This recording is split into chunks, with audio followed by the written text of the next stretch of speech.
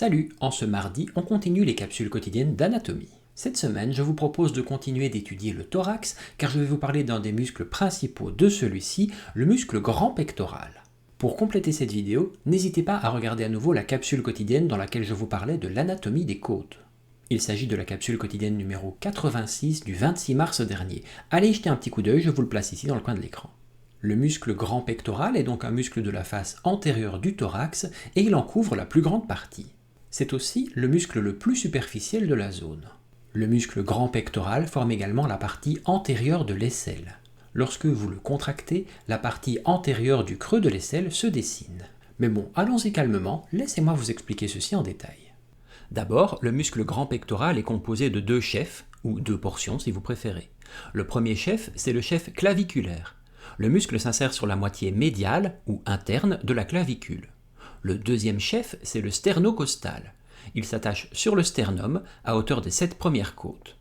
Enfin, une petite partie s'attache également sur la gaine du muscle grand droit, le muscle abdominal qui donne les fameuses tablettes de chocolat.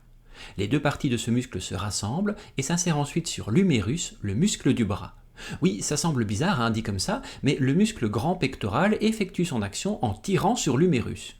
Lorsque le muscle se contracte, il permet de réaliser une flexion et une adduction du bras au niveau de l'épaule. Le chef claviculaire, qui est un peu plus vertical, permet de fléchir le bras lorsqu'il est déjà placé en position d'extension, alors que le chef sternocostal permet d'étendre le bras lorsque celui-ci est fléchi.